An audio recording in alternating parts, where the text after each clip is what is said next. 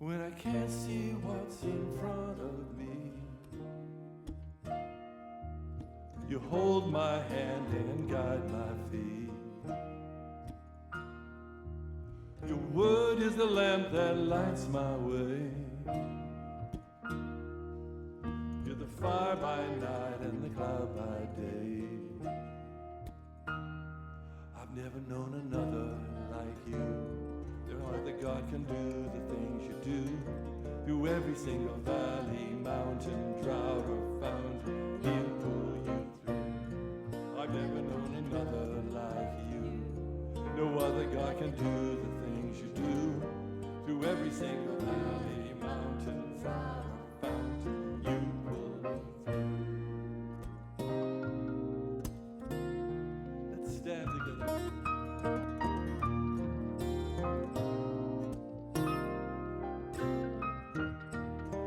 Sit me down and wash my feet. You're the God who loves to comfort me. The hands that hold the stars in place pull me into a warm embrace. I've never known another like you.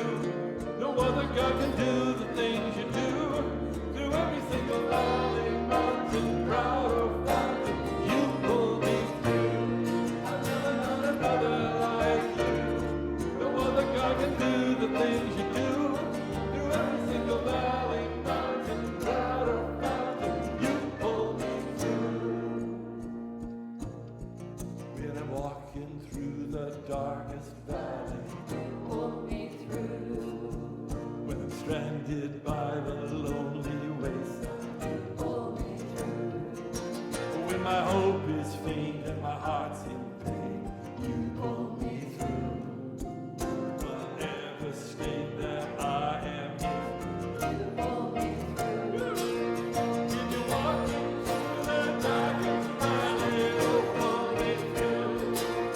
When you're stranded by the lonely wayside, you pull you through. If your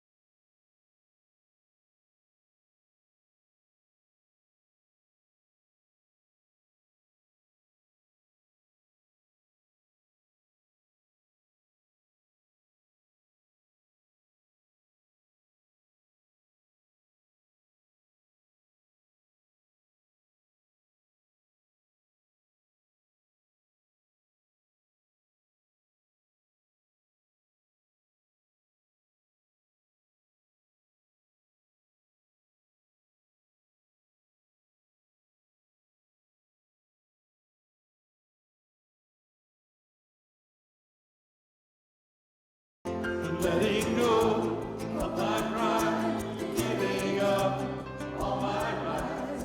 Take this life, let it shine. Take this life, and let it shine. I lay me down on my own. I belong to you alone. Lay me down, lay me down. Oh, and on my heart this much is true. There's a life apart from you. Lay me down, lay me down.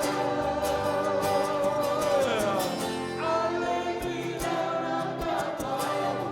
I belong to you alone. Lay me down, lay me down.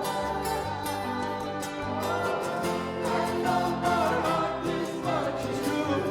There's no life apart from you. Lay me down, lay me down. Oh, lay me down, lay me down.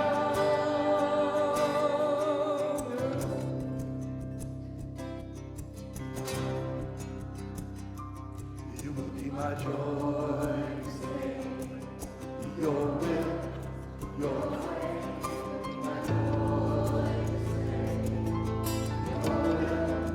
Your way, you will be my joy.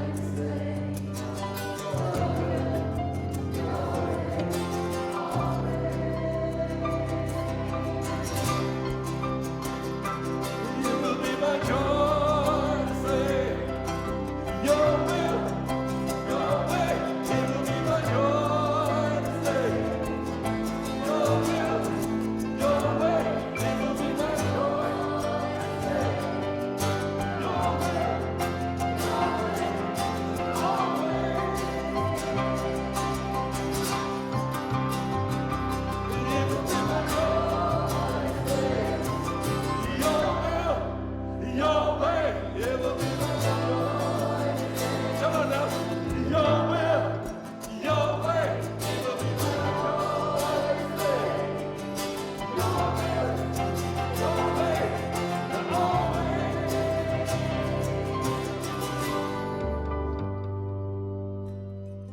I lay me down, I'm not my own. I belong to you alone. Lay me down, lay me down. Oh, and on my heart this much is true. There's life apart from you. Lay me down, lay me down. I'm giving you my heart and all that is within.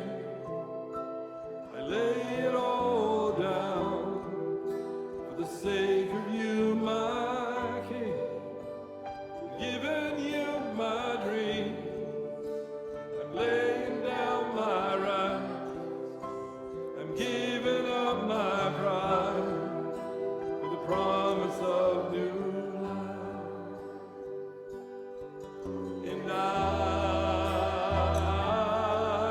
surrender all to you, all to you. And I surrender all to you, all to you.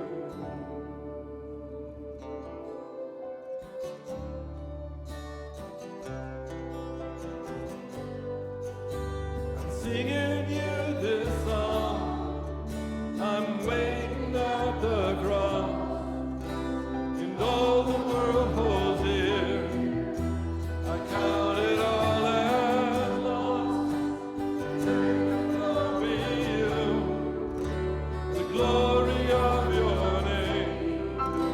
To know the lasting joy, even sharing in your pain.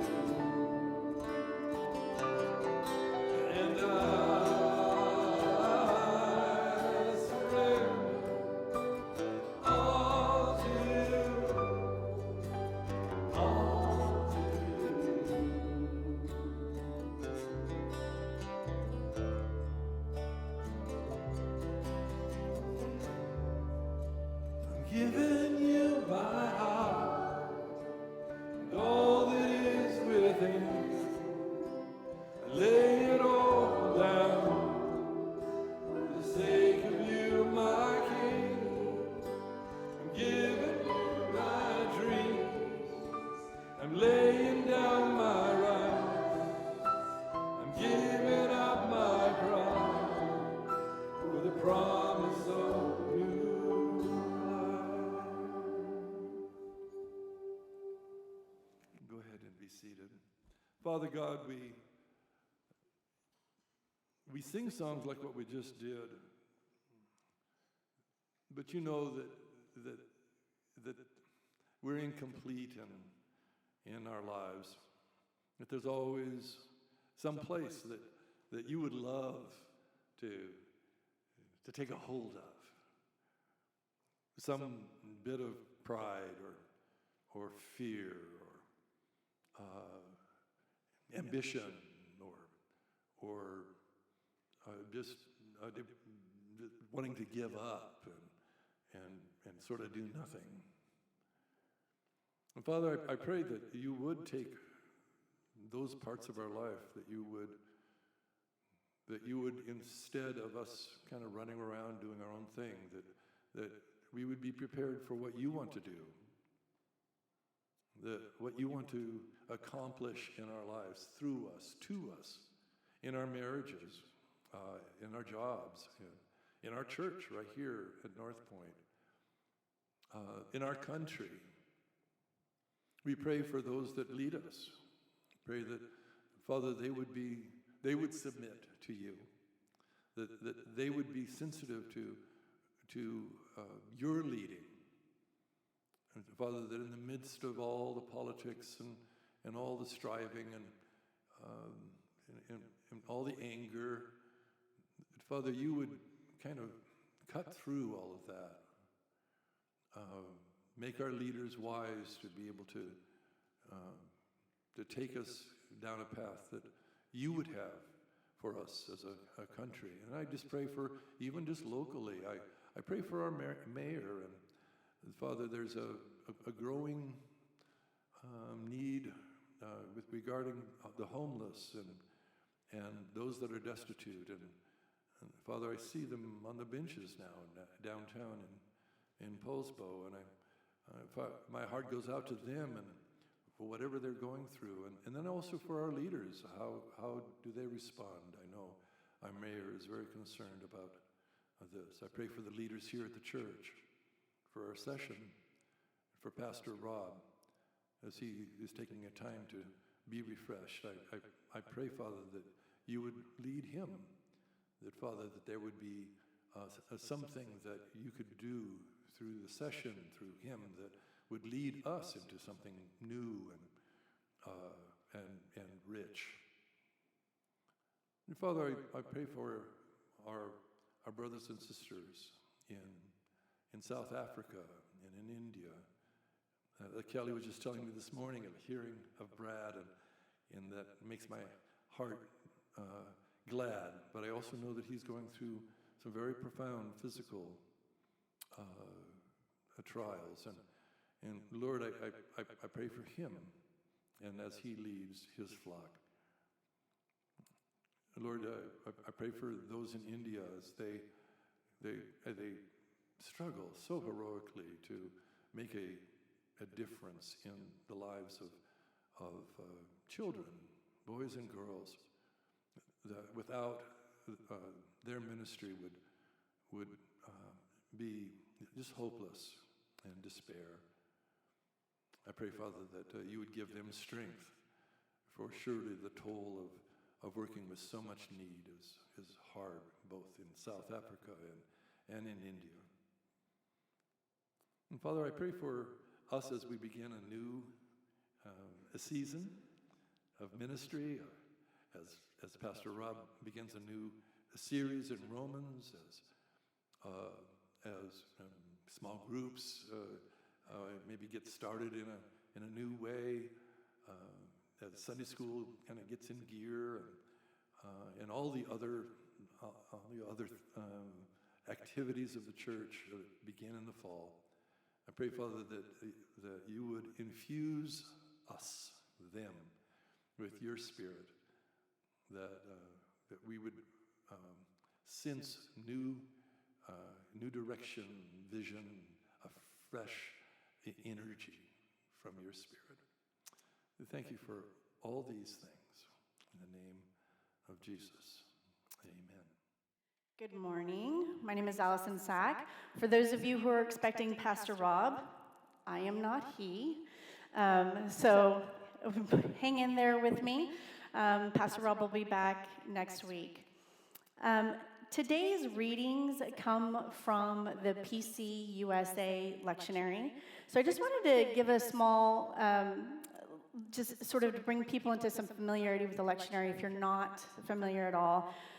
It is daily readings, and it's usually an Old Testament reading, something from Psalms, something from the Gospels, Acts, or one of the letters. And if you need some kind of focus for quiet time or study, I highly recommend the PC USA lectionary. It's a great way to get to know your Bible holistically. So today we're really going to be reading from Jeremiah and Luke, and we'll start with Jeremiah chapter 18, verses 1 through 6. The word that came to Jeremiah from the Lord: "Come, go down to the potter's house, and there I will let you hear my words." So I went down to the potter's house, and there he was working at his wheel. The vessel he was making of clay was spoiled in the potter's hand, and he reworked it into another vessel, as seemed good to him. Then the word of the Lord came to me: "Can I not do with you, O house of Israel, just as the potter has done, says the Lord? Just like the clay in the potter's hand, so are you in my hand, O house of Israel." And now from Luke, chapter 14, verses 25 through 33. Now large crowds were traveling with him, and he turned and he said to them, "Whoever comes to me and does not hate father and mother, wife and children, brothers and sisters, yes, and even life itself, cannot be my disciple. Whoever does not carry the cross and follow me cannot be my disciple. For which of you, intending to build a tower, does not first sit down and estimate the cost, to see whether he has enough to complete it? Otherwise, when he has laid a foundation and is not able to finish, all who see it will begin to ridicule him, saying, 'This fellow began to build and was not able to finish.' Or what king, going out to wage war against another king, will not sit down first and consider whether he is able with 10,000 to oppose the one who comes with him with 20,000? If he cannot, then while the other is still far away, he sends a delegation and asks for the terms of peace. So, therefore, none of you can become my disciple if you do not give up all of your possessions."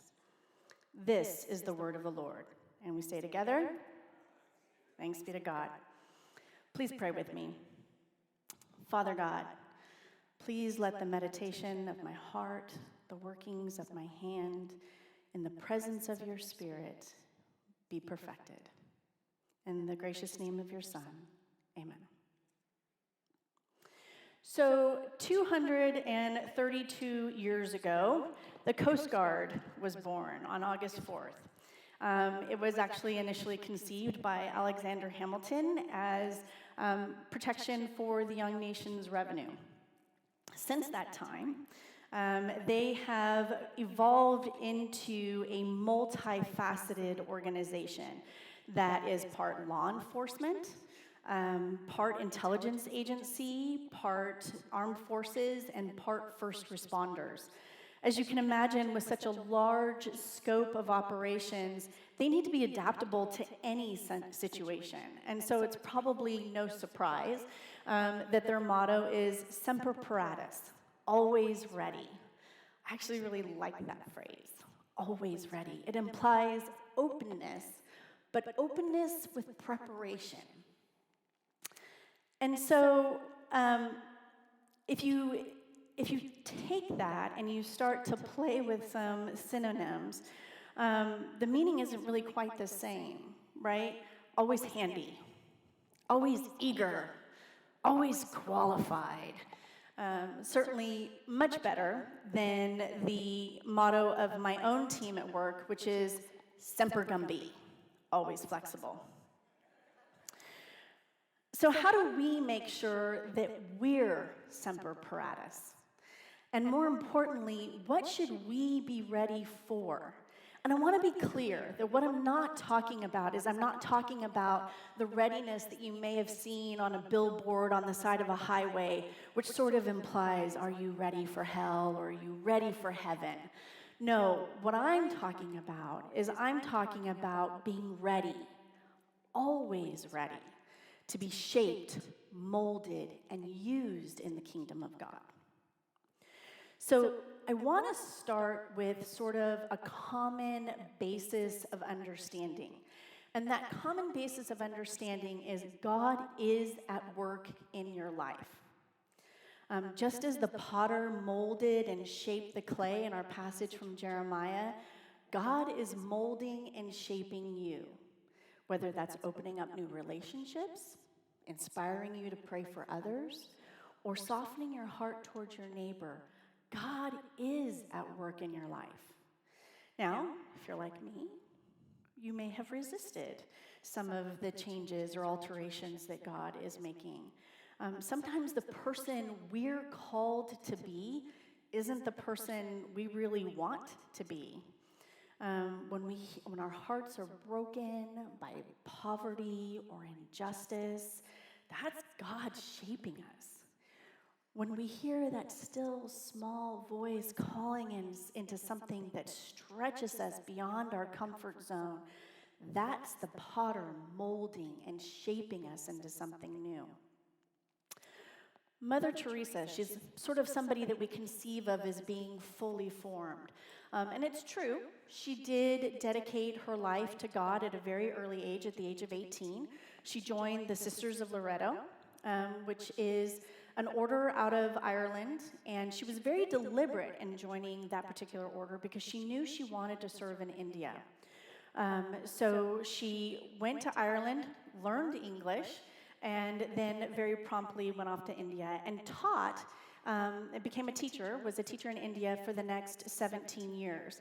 And after that time, she got what she called the call within a call, and she felt as though she were being called to really serve the poorest of the poor.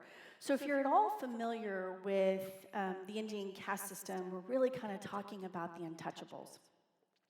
She got permission to leave the Sisters of Loretto and to found her own order, the Missionaries of Charity.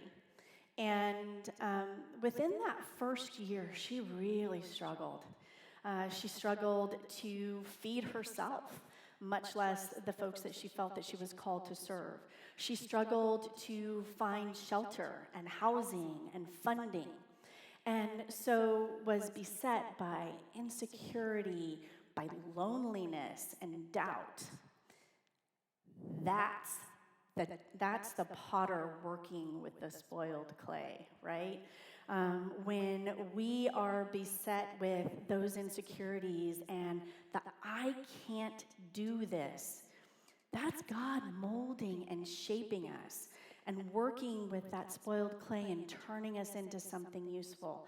I love this image, actually, of the potter and the spoiled clay. My mother's a potter, and so I can very clearly see the clay on the wheel and being shaped and then maybe folding in on itself, right? Because potentially the walls of the bowl weren't quite strong enough. That's us. God works with spoiled. God is working with our amorphous blobs and turning us and shaping us into something useful and beautiful, sometimes with our acceptance, frequently with our resistance. But we get into our own heads that in order to be kingdom useful, We need to be the Mother Teresa version of ourselves versus the lonely and insecure Sister Teresa version of ourselves. We don't need to be finished or perfect to be useful. Think about the series that we just went through on Jacob. As a matter of fact, Pastor Rob described him as unlikable, right? That's the beauty of the Old Testament. We get to know folks who are deceitful and broken and unlikable, not unlike ourselves, right? And we get to know that God uses those people despite their imperfections, right? He's continually shaping them, and we get to claim that same constancy, that same assurance that the potter is working in our lives as well. Shaped with purpose, shaped for purpose. So that's step one of being semper paratus. Be willing to be changed and shaped, knowing at times we're going to fold in on ourselves, but God is working, always working, to shape us to his purpose. So then steps 2 and 3, because this is a three-step process, right? Steps 2 and 3 come from our reading today in Luke. And at first blush, this reading is all about what it takes to be a disciple of Jesus. Leave your family, be prepared to give up your life, and if that's not tempting enough, give up all your worldly goods. But I think Jesus' intention was much bigger than the literal interpretation. Because if you look between the family, the life, and the wealth bits, Jesus is telling us about readiness and preparation. So we need to dig a little bit deeper and to understand what Jesus is really telling us. I don't think that it's really literally to hate our fathers and mothers. Jesus was a rabbi. He was a devout Jew. He was definitively familiar with the commandment to honor one's father and mother. No, what I think Jesus is telling us is that we need to reshape or reframe our identities into something new. That's the step 2. So in the first century, right, one's identity was completely attached to family and community. Think about what you've either read or heard in the Bible, son of so-and-so, or son of the carpenter, right? Whatever.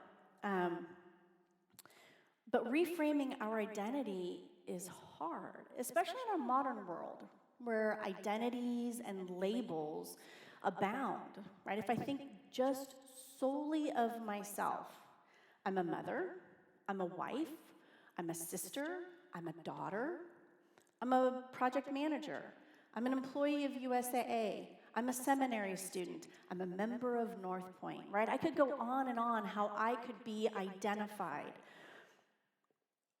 But the truth is that ultimately, Jesus is asking us to identify as something new. So if we think about the Coast Guard, or any military service for that matter, right? One of the very first things that you do when you join up, as a new recruit, Jane Doe, you go through boot camp. And boot camp has multiple purposes during that 8 or 12 weeks that you're there in boot camp, right? Not only is the military trying to get Jane Doe, John Doe, stronger physically, stronger mentally, ready to be prepared to take on this new role. But part of boot camp is also reframing the identity to go from Jane Doe into a sailor, a soldier, a Marine, an airman, a Coast Guardsman. Just a little point of trivia, Coast Guardsman, I did look it up. It is the acceptable gender-neutral term. I did search, and I was like, there's got to be a different name. No, it's Coast Guardsman. But they're reframing their identity into something new. And without the benefit of boot camp, how do we do that, right? If we don't have a Jesus boot camp, what's the way that we do that? And I think that Jesus tells us how to do that through the parables. If we look to the parables, Jesus is telling us who we need to identify as. We need to identify as the Samaritan, the person who sees our neighbor in everyone, who's willing to help the injured, regardless of what that injury may be. Or maybe we need to reframe our identity as people who pray, like in the parable of the friend at midnight. We identify as one who's in relationship with God, but in relationship with his people. Or potentially, we need to reframe our identity as the host and the invited guest, inviting all into community and being willing to give freely to those in need. Or maybe we need to reframe our identity as the father and the prodigal son, be willing to forgive and work towards building relationship and reconciliation. We could go through all of the parables, but we don't have quite enough time.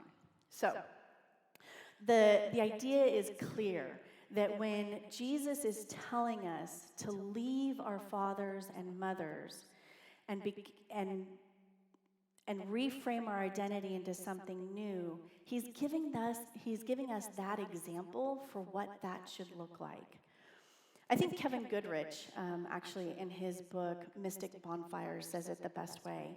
Christianity is more than a set of beliefs. It's a way of life, right? In order for that to be a way of life, you have to come into it with a brand new identity. So now, step 3, give up all your money. That's the easy bit, right? It's simple, it's straightforward, but I also think that the wealth that Jesus is talking about isn't necessarily physical wealth or physical possessions, right? We're not being called to Marie Kondo everything to see whether or not it's precious. I think we hold on to things that are precious that aren't necessarily physical. And those things that we're holding on to, they keep us rooted in our old identity. Maybe we're holding on to ways of seeing the world, and those ways aren't through the loving eyes of Jesus. Maybe it's political, social, racial beliefs that are keeping us from really inviting people to the banquet. Maybe we're holding on to fear because that fear keeps us protected and safe. But that fear also keeps us from seeing others as our neighbors. But whatever we're holding on to, continuing to cling to these things keeps us from being always ready. Semper paratus. So we need to give up that wealth that we're hoarding, because when we hold on to it, we're actually keeping ourselves separate and unfocused on who God is calling us to be. So 3 steps to Semper paratus, right? Number 1, recognize that God is at work in your life. God is shaping you and shaping you for purpose. Be malleable like the clay. Step 2, die to your current identity or identities and establish yourself as a cross bearer. Be the embodiment of the parables, right? Easier said than done, but we can all work towards it. Step 3, give up your wealth and what keeps you separate and apart. Release what is precious. But always ready doesn't just apply to us personally. It applies to us as a community as well. We as a church need to be always ready. A couple of months ago, Tom Kern and I were having a conversation about all of the great things that are happening here at North Point. And as part of that conversation, I shared, I really feel that God has a plan for North Point. I feel it. I feel like we're just on the cusp of something new and something great. But that means that we need to be ready to accept that new and great, right? Accept that God is shaping this community. We need to be flexible to what his plan is. It also means that we need to look at our identity, right? What do we need to take on or give up or change as part of our identity so that we live into his plan? And how do we let go of what's precious or maybe embrace what's new in order to be better ready to be the church that God is calling us to be? So next week, as Joel said, we're going to start down our journey of the Roman road with Pastor Rob and looking really at the foundations of our beliefs. So my ask of you is this. As you hear those words, I want you to ask yourself, how is God shaping me or us into being something new? How can we or myself reframe our identities based upon this new knowledge? And what do I or we need to do in order to live this out?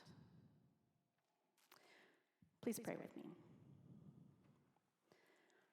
Father, we thank you for this time together. We pray that we will be open to your molding and your shaping, and that we may better live out your plans for us. Amen.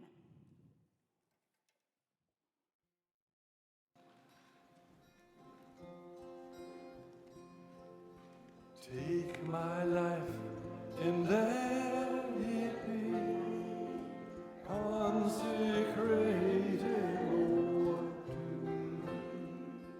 Take my moments and my days, let them flow in ceaseless praise. Let them flow in ceaseless praise.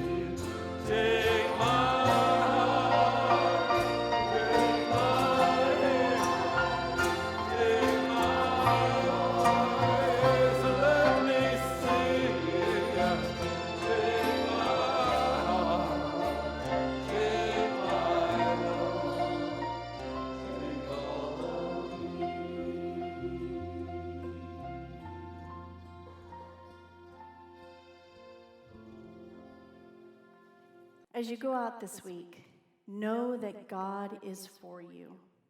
You are held and shaped in the potter's hands, and God has a purpose for your life. Go in peace.